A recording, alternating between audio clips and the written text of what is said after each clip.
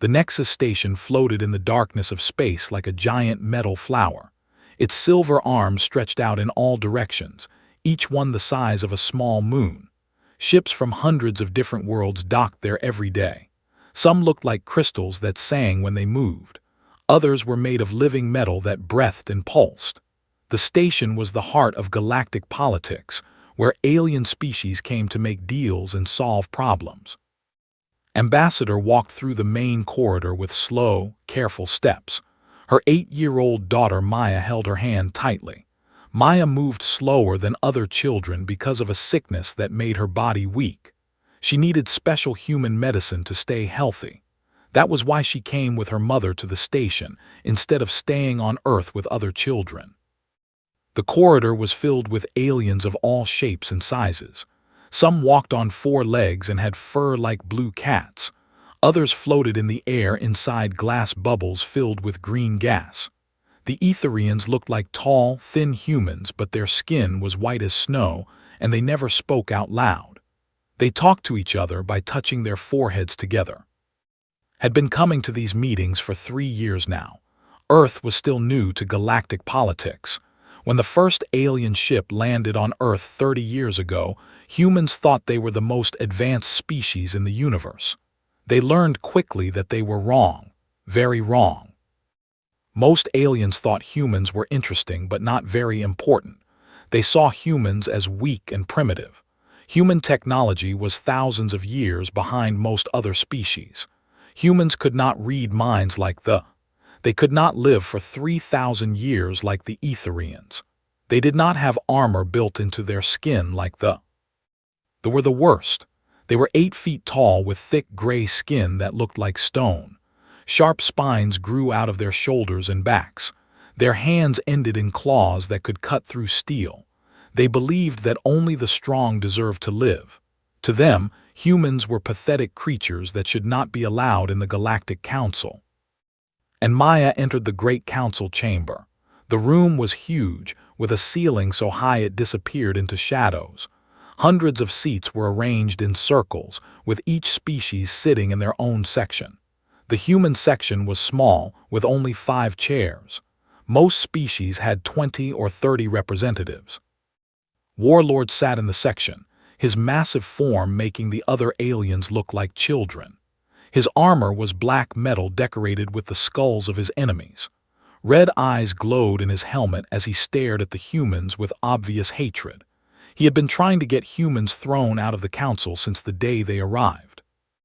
Maya tugged on her mother's sleeve and whispered, "Why does he look at us like that?" Squeezed her daughter's hand gently.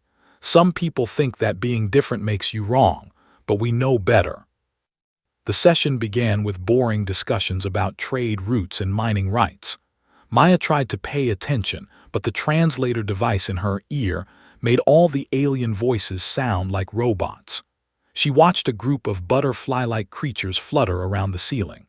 Their wings were all the colors of the rainbow, and they left trails of sparkling dust in the air. Listened carefully to every word. As Earth's representative, she had to protect human interests in a galaxy that did not think much of her species.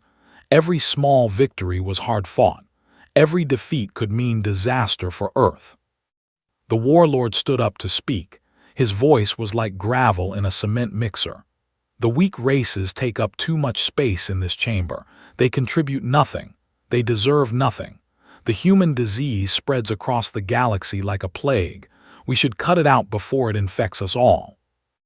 Murmurs spread through the chamber. Some species nodded in agreement. Others looked uncomfortable. The Etherians showed no emotion at all as usual. Stood up to respond. Her voice was calm and steady.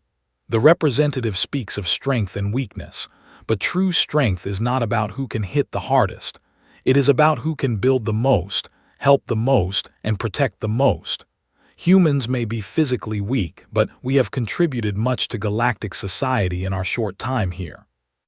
Laughed, a sound like breaking stones. "What have you contributed? Your primitive medicine, your slow ships, your weak bodies that break at the first touch. You are parasites feeding on the accomplishments of your betters." Maya watched the argument with wide eyes. She did not understand all the words, but she could feel the anger in the room like heat from a fire. Her mother remained calm, but Maya could see the tight line of her jaw. Other species representatives began to speak. Some defended humans, pointing out their peaceful nature and willingness to help others. Others agreed with that humans were taking up resources that could go to more deserving species. Sat down when the debate moved to other topics. She had said what she needed to say. The vote on human status would come later in the week.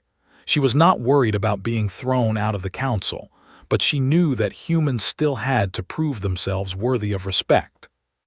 Maya was getting restless. The meeting had been going on for hours, and her condition made it hard for her to sit still for long periods. Noticed her daughter fidgeting and whispered, "There will be a break soon. You can stretch your legs then." The chamber had viewing areas where visitors could look at displays of different cultures. Maya had seen them before and was excited to explore more. Her favorite was the Crystal Garden, where the Etherians grew living sculptures that changed color based on who was looking at them. When the break was finally announced, Maya stood up carefully. Her legs were stiff and her back hurt, helped her daughter to her feet and pointed toward the cultural area. "Stay where I can see you, sweetheart, and do not touch anything without asking first." Maya nodded and walked slowly toward the displays. She passed groups of aliens talking in their strange languages. Some looked at her with curiosity. Others ignored her completely. A few watched her with the same cold look that the Warlord had given her mother. She did not know that in a few minutes, everything would change. The careful balance of galactic politics was about to be shattered by one small human child, and the terrible mistake the galaxy was about to make. Maya walked slowly through the cultural exchange area. Her breathing was heavy because of her condition, but she was excited to see all the beautiful things from different worlds. The area was like a museum, with glass cases and floating displays showing art and objects from hundreds of species.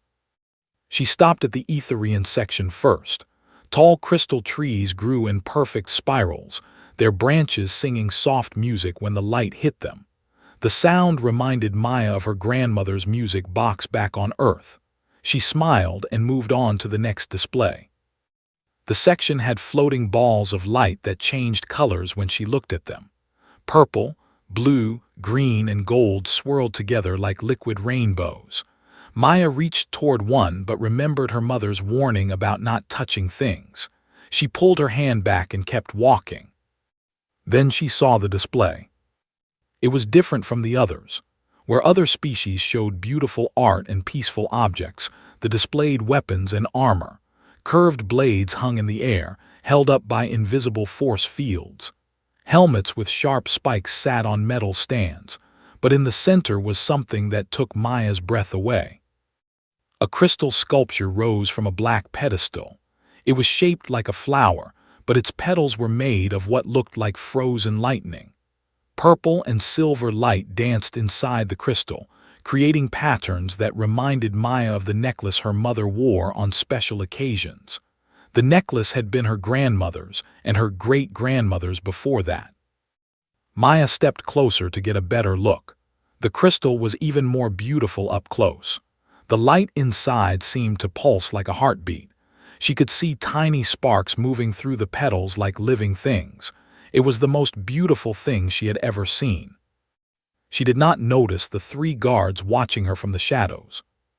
To the guards, Maya did not look like a child. Her condition made her smaller than other 8-year-olds, and she moved strangely because of her illness.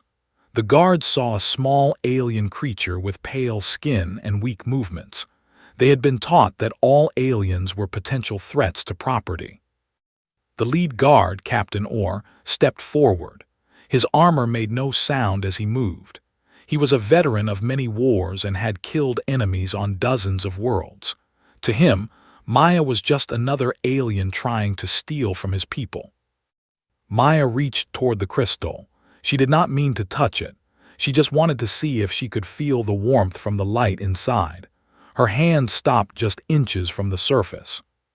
"Stop," Or's voice boomed through the area. Maya jumped and stumbled backward. The sudden movement made her dizzy, and she had to put her hand on a nearby wall to keep from falling. She looked up at the three massive warriors with fear in her eyes. "I was not touching it," she said in her small voice. "I was just looking." Or did not understand her words. The translation device in his helmet only worked for adult speech patterns. To him, her voice sounded like the hissing of a dangerous animal. He saw her pale face and heavy breathing and thought she was preparing to attack. "Alien thief," he growled. "You dare to threaten the sacred war totem of clan." Maya tried to back away, but her legs were weak from sitting so long in the council chamber. She stumbled again and nearly fell. The movement looked aggressive to the guards. In their culture, showing weakness was a sign of deception. They believed she was pretending to be helpless while planning something evil. "Please," Maya whispered, "I was not doing anything wrong." But Or had already decided she was guilty. In law, touching sacred objects was a crime punishable by death. Even threatening to touch them was a serious offense. He had killed alien criminals before and felt no hesitation about killing another one. The other two guards moved to block her escape routes. Maya was trapped between the display cases with nowhere to run. She started to cry, which made her breathing even more difficult. Her tears looked like the acidic secretions that some predator species used before attacking. Or raised his armored hand. His gauntlet was made of black metal with spikes on the knuckles. It weighed 20 pounds and could crush a human skull like an eggshell. He had used it to execute prisoners on the battlefield. To him, this was just another execution. "For the crime of threatening sacred property, you will die," he announced. Maya did not understand the words, but she understood the tone. She closed her eyes and thought of her mother. She hoped would not be too sad when she found out what happened. Or swung his gauntlet down with all his strength. The impact sent Maya flying across the corridor. Her small body hit the far wall with a sickening crack, and she fell to the floor like a broken doll. Blood ran from her mouth and nose. Her jaw was shattered and several ribs were broken. She tried to breathe but could only make small gasping sounds. Or walked over to where she lay. He pulled out a curved blade that glowed with energy. In his culture, enemies had to be finished properly. Leaving them alive was considered dishonorable. "Death to all thieves," he said, raising the weapon. Maya could barely see through the pain and tears. She tried to call for her mother but could not speak with her broken jaw. All she could do was look up at the towering alien warrior and wait for the final blow. Alarms began blaring throughout the station. Emergency lights flashed red and blue. The security system had detected the assault and was broadcasting alerts to every terminal and communicator in the complex. In the council chamber, S's wrist communicator chimed with an urgent message. She looked down at the small screen and saw words that made her blood turn to ice. "Security, alert assault in progress cultural area human child victim medical emergency." Stood up so fast that her chair fell over. Other representatives turned to look at her, confused by the sudden noise. She did not see them. She did not hear their questions. All she could think about was Maya lying hurt somewhere while she sat in a meeting. She ran from the chamber, her diplomatic training forgotten. Behind her, other representatives started receiving alerts on their own devices. The news spread through the chamber like wildfire. A human child had been attacked. The assault had been captured on security cameras. The footage was already being transmitted to every species' home world. Reached the cultural area just as station medical teams arrived. She saw Maya lying motionless on the floor, surrounded by guards who looked confused by all the attention. Blood pooled around her daughter's head. Her little body was so still that thought she might already be dead. Maya screamed, dropping to her knees beside her daughter. A medical scanner confirmed that Maya was alive but badly hurt. The doctor, a six-armed alien with gentle hands, worked quickly to stabilize her condition. "She needs surgery immediately," he said. "The damage is severe but not fatal if we act fast." Held Maya's hand as the medical team prepared to move her to the hospital wing. Maya's eyes opened slightly, and she tried to smile at her mother. Blood bubbled from her lips when she tried to speak. "Baby," whispered, "do not try to talk. Mommy is here. You are going to be okay." As the medical team carried Maya away, turned to look at the guards. Captain Or stood over them all, his weapon still in his hand. He showed no regret for what he had done. To him, it was justice. Stared at him for a long moment. Then she pulled out her communicator and sent a message that would change everything. The message was short, just a few words and some numbers, but those words would unleash something the galaxy had never seen before. Something that would make the wish they had never heard of humans. Sat in the hospital waiting room, staring at her hands. Maya had been in surgery for 2 hours. The doctors said she would live, but her face would never look the same. Her jaw had to be rebuilt with metal plates. Several teeth were gone forever. The 8-year-old girl who loved to smile and laugh would need months of painful recovery. His mind was not on the surgery anymore. It was on the message she had sent 30 minutes ago. 3 simple words and a code number. Validate Phoenix Protocol. Authorization 77 Alpha. Most people thought was just a diplomat. They saw her giving speeches and attending meetings and assumed that was all she knew how to do. They were wrong. Before becoming an ambassador, had been colonel of the Earth Defense Forces. She had fought in the border wars when human colonies tried to break away from Earth government. She had seen what humans could do to each other when they stopped being civilized. When Earth joined the galactic community, they sent their best diplomats to represent humanity. But they also sent their best soldiers, disguised as security guards and assistants. The galaxy thought humans were weak and peaceful. Earth's government decided to let them keep thinking that. Received's message while he was checking security cameras in the station's control room. To everyone else, he was just a bodyguard who made sure the ambassador stayed safe. They saw a quiet man in a plain suit who never caused trouble. They did not know that had been captain of the 5th Special Operations Regiment. They did not know he had led raids on rebel strongholds that were considered impossible to capture. They did not know he could kill a man in 17 different ways using only his bare hands. Looked at his message and felt something cold settle in his stomach. Phoenix Protocol had only been used once before, during the darkest days of the border wars. It meant that all rules were suspended. It meant that the mission was more important than anything else, including their own lives. He typed a quick response. Phoenix acknowledged, standing by for targets. Then he sent coded messages to 4 other people scattered around the station. Sarah was in the diplomatic archives, pretending to research trade agreements. She looked like a young library assistant with thick glasses and messy hair. The other species thought she was harmless and ignored her completely. They did not know that Lieutenant Colonel had been in charge of intelligence operations for the entire Earth Defense Forces. They did not know she had memorized the complete layout of every major galactic facility, including Nexus Station.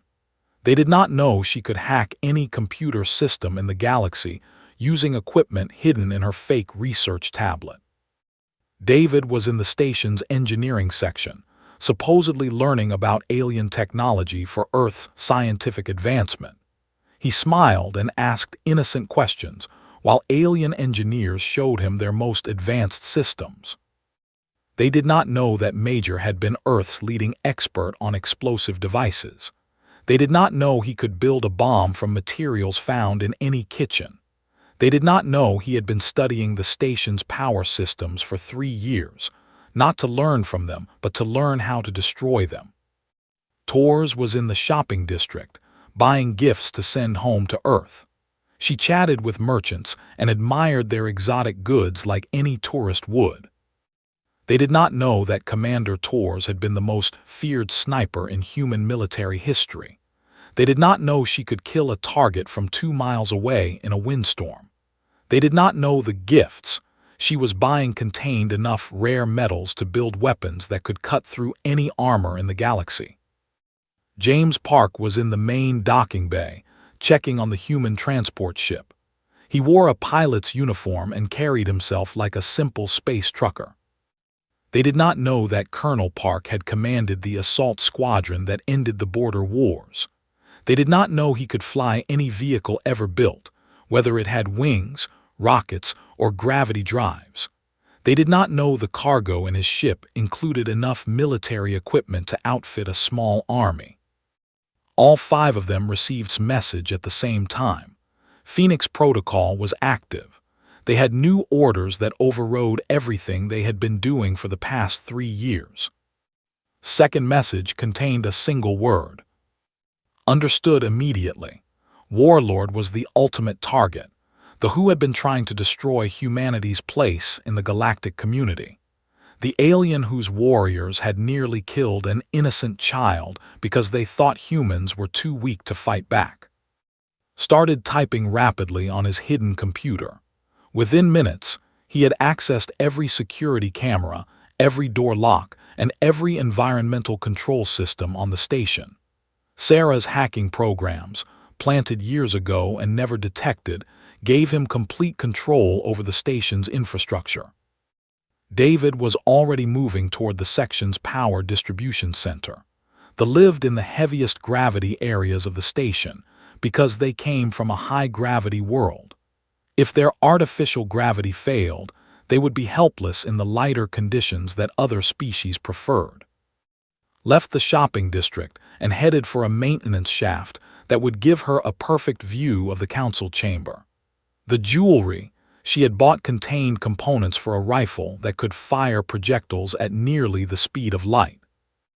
James began preparing the human ship for immediate departure.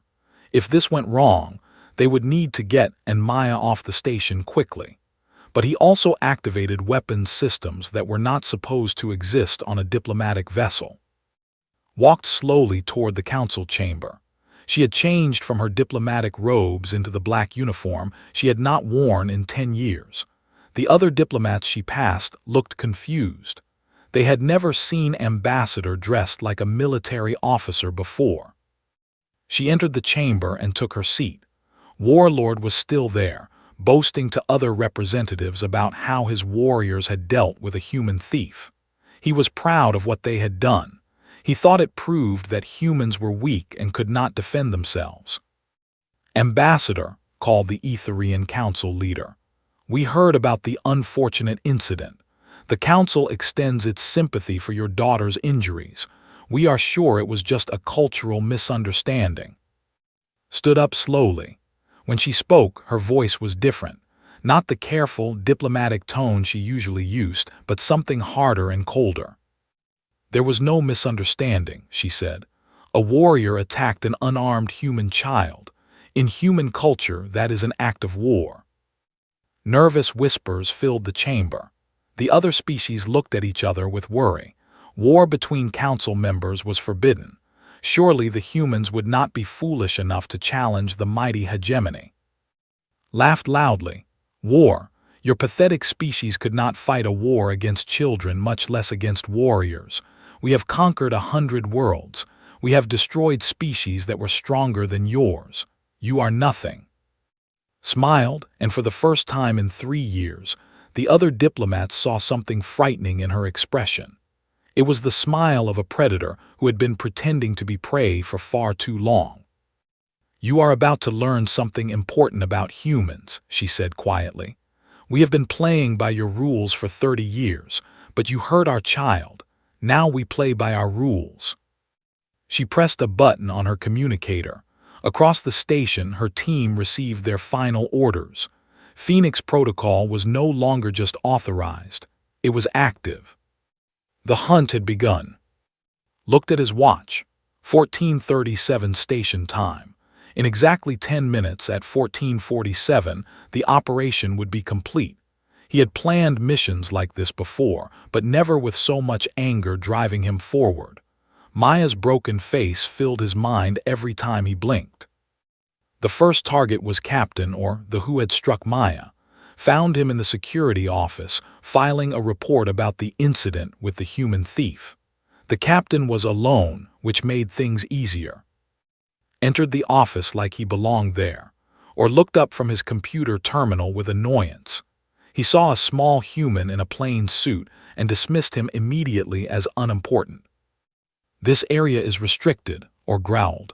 "Leave now before I throw you out." Closed the door behind him and activated the lock. The sound made her stand up, suddenly alert. Something about the human's movements seemed wrong. Too quiet, too controlled. "You hurt Maya," said calmly. Or reached for his weapon but never touched it. Moved faster than the eyes could follow. A small device appeared in his hand and fired a dart into the alien's thick neck. The dart contained a neurotoxin designed specifically for biology. Or felt his muscles seize up. He could not move his arms or legs. His breathing became slow and labored. The paralysis spread from his neck down through his entire body. "Human weapons are not always guns and bombs," explained as the collapsed. "Sometimes they are much more creative. You will be conscious for about 5 more minutes, long enough to think about what you did to an innocent child." Left or paralyzed on the floor and moved to his next target. 14:39, 8 minutes remaining. David had reached the power distribution center for the residential section. The area was guarded by 2 warriors who carried energy rifles that could punch holes through spaceship hulls. They never saw the small drone that flew through the ventilation system and released sleeping gas into their air supply. The guards collapsed unconscious. David dragged them into a storage closet and began working on the gravity controls. Weighed nearly 400 pounds each in normal gravity. In the low gravity used by most other species, they would be clumsy and vulnerable. He set the timer for 14:45. When the gravity changed, every on the station would suddenly become helpless. 14:41, 6 minutes remaining. Tors was in position with her rifle assembled. The weapon looked like a thin metal tube, nothing like the massive guns that warriors carried. But the projectiles it fired moved so fast that they could pass through armor like it was made of paper. Her target was Commander, second in command. He was in the tactical planning room, studying maps of human colonies and discussing invasion strategies with his staff. His first shot went through the window, through armor, and out the other side of the room. The commander died instantly, never knowing what hit him. His staff looked around in confusion, unable to understand how their leader had suddenly collapsed. Was already moving to her next position. 3 more officers would die in the next 4 minutes. 14:43, 4 minutes remaining. Sarah was in the communication center, her fingers flying over the control panels.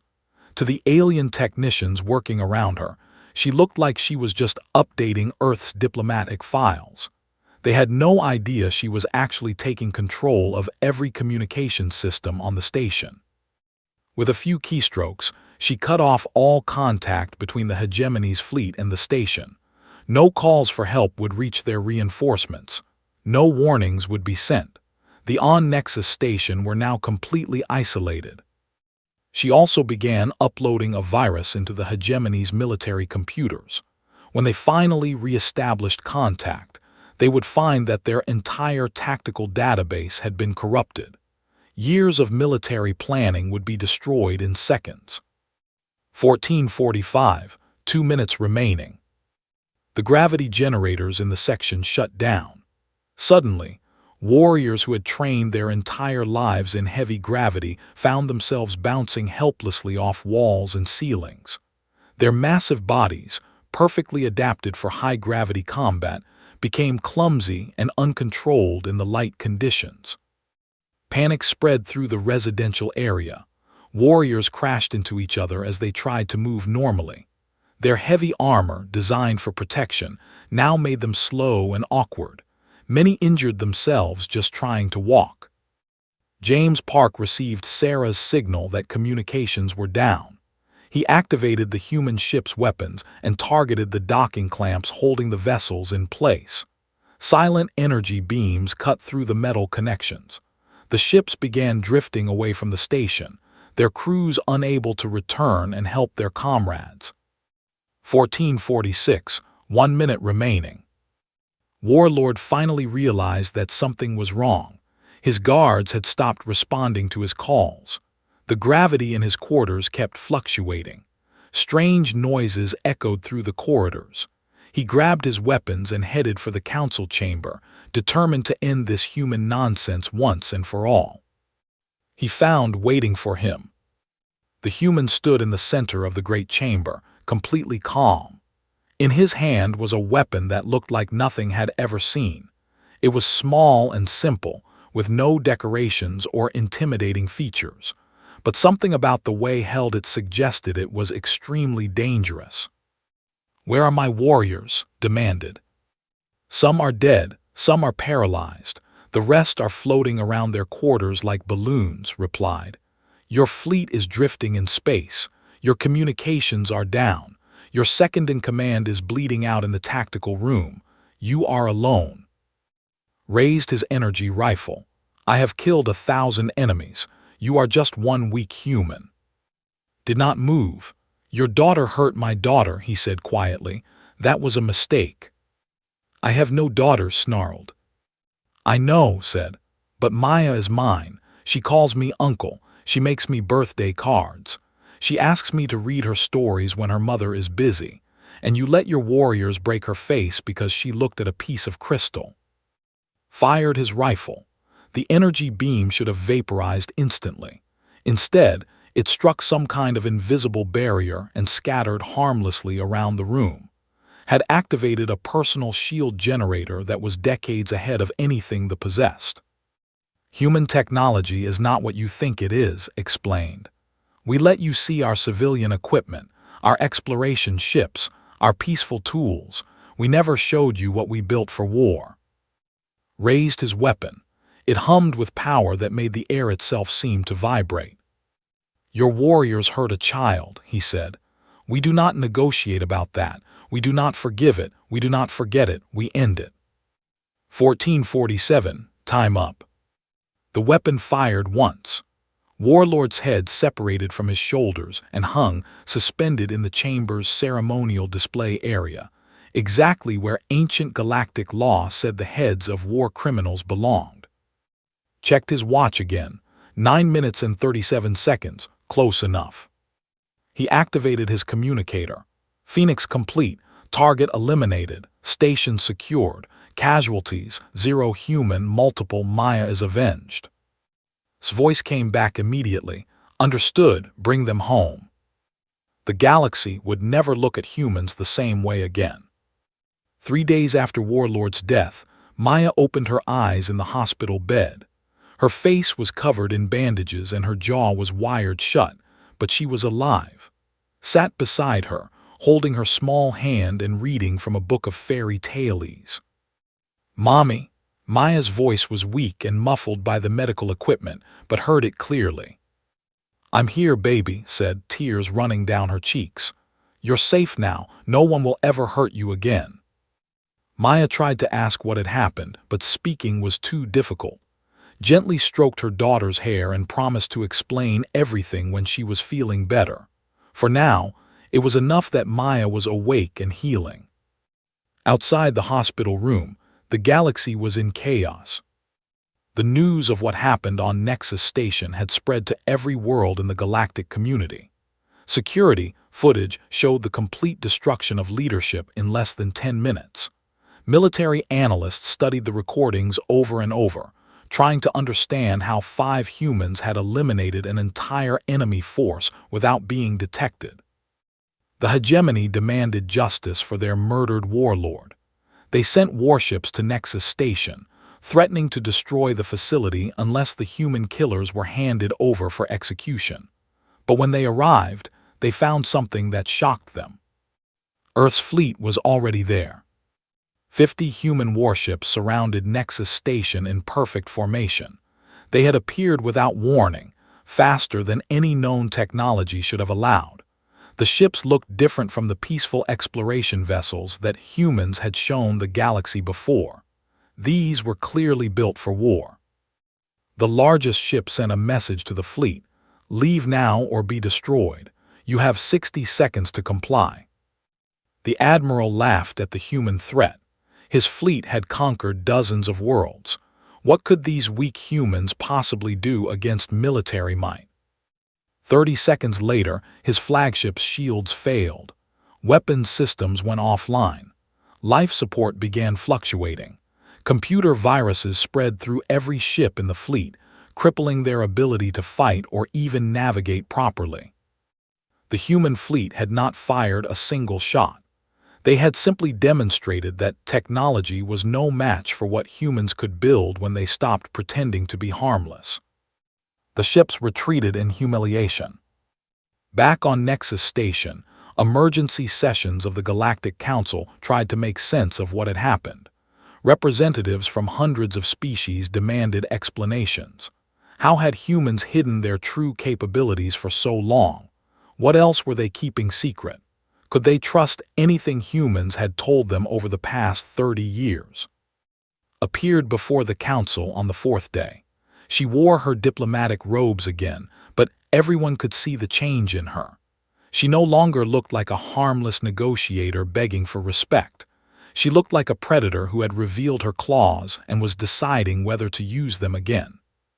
"The representative wishes to know why we killed their warlord," began. "The answer is simple. He allowed his warriors to attack an unarmed human child. In our culture, that is an act of war that demands immediate response." The Etherian Council leader spoke with his usual calm voice. "Ambassador, your actions have violated numerous galactic treaties. The use of military force on neutral territory is strictly forbidden. The assassination of diplomatic representatives cannot be tolerated." Smiled coldly. "You speak of treaties and laws as if they apply to everyone equally. But when a warrior broke my daughter's face, where were these laws then?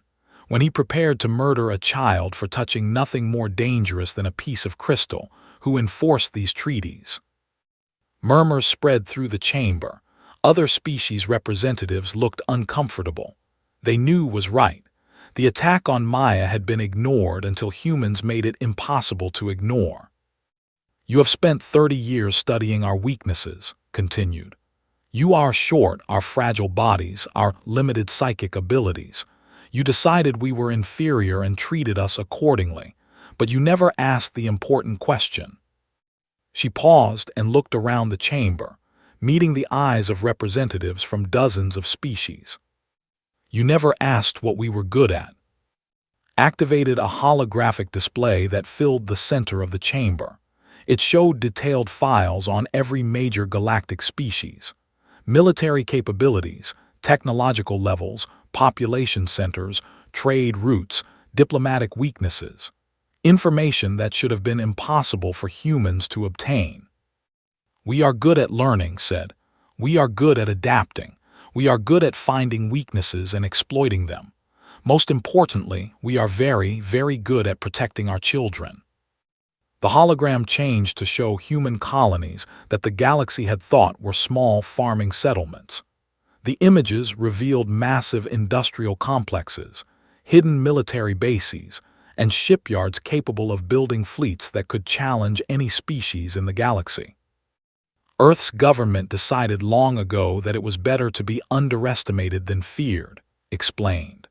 "We let you think we were weak because weak species are left alone to grow strong. But when you hurt our children, that strategy ended." The representative who could read minds spoke nervously. "Ambassador, your thoughts. They are different now. Before we sensed fear and uncertainty. Now we sense something else, something dangerous." Nodded. "You sense the truth. For 30 years, we have been playing the role of grateful newcomers who were happy to follow your rules. But we are not newcomers. Humans have been fighting wars for thousands of years before we ever left our home planet. We know how to destroy enemies who threaten our families." The holographic display showed new images. Human Special Forces units stationed on dozens of worlds, disguised as merchants and scientists. Weapons research facilities hidden in seemingly innocent research stations. Communication networks that had been secretly monitoring galactic military traffic for decades. "Every species in this chamber has been infiltrated," said calmly. "We know your military codes, your defensive capabilities, your economic vulnerabilities. We have contingency plans for every possible conflict. We have been preparing for war while pretending to prepare for peace." Panic spread through the chamber. Representatives began frantically communicating with their home worlds, demanding immediate security reviews. How many of their trusted human friends were actually spies? How much of their military planning had been compromised? The Etherian leader tried to restore order. "Ambassador, surely you do not intend to make war on the entire galactic community over this incident?" "That depends," replied. "We want three things. First, formal acknowledgement that the attack on my daughter was a war crime. Second, reparations from the hegemony sufficient to pay for her medical treatment and suffering. Third, recognition that humans are no longer a probationary species. We demand full voting rights in this council and an end to all discriminatory treatment." "And if we refuse?" asked the interim commander who had replaced. Smile became even colder. "Then you will discover why humans spent so much time studying your weaknesses. We will not make war on civilians or innocent populations, but every military target, every government facility, every symbol of authority that has supported anti-human policies will be eliminated. Your fleets will be disabled. Your leaders will be removed. Your ability to threaten human children will be permanently destroyed." The chamber fell silent. No one doubted that humans could do exactly what promised. The death of had proven that human capabilities were far beyond what anyone had imagined. One by one, the representatives began voting. The Etherians voted first, acknowledging that the attack on Maya was indeed a war crime. The followed, adding their support for human demands. Even some representatives, terrified of what hidden fleets might do to their home worlds, voted to accept the human terms. The final vote was unanimous. 2 weeks later, Maya was well enough to leave the hospital. Her face would always bear scars from the attack, but the doctors had repaired most of the damage. She could eat solid food again and speak normally. Most importantly, she could smile. Took her daughter to the observation deck to watch the ships coming and going from Nexus Station. Maya pressed her face against the viewing window, fascinated by all the different types of vessels. "Mommy," Maya said quietly, "why do the aliens look at us differently now?" Put her arm around her daughter. "Because they understand us better now, sweetheart. Before, they thought we were weak because we chose to be peaceful. Now they know that choosing peace when you are strong is very different from being peaceful because you are weak." "Are we strong?" Maya asked. Thought about and his team, about the hidden fleets protecting Earth, about the intelligence networks that span the galaxy. She thought about human history, full of wars and struggles that had taught them how to survive against impossible odds. "Yes, baby," she said, "we are very strong, but we only use that strength to protect the people we love." Maya nodded and went back to watching the ships. In the distance, could see a transport vessel approaching the station. Its crew would deliver the first payment of reparations for Maya's injuries. They would do so politely and respectfully, because they now knew what happened to species that hurt human children. Communicator chimed with a message from Earth. Intelligence reports showed that anti-human sentiment had dropped dramatically across the galaxy. Trade agreements that had been stalled for years were suddenly moving forward. Several species had requested meetings to discuss enhanced cooperation with humanity. Maya tugged on her mother's sleeve. "Look, Mommy, Uncle is coming." Walked across the observation deck, carrying a small wrapped package. He had returned to his role as security chief, but everyone on the station now knew what he really was. They treated him with the respect reserved for proven warriors. "How's our patient today?" asked, kneeling down to Maya's level. "Much better," Maya said, accepting the package. Inside was a crystal flower, similar to the one that had started all the trouble but smaller and safer for a child to handle. "It's beautiful." "I thought you might like it," said.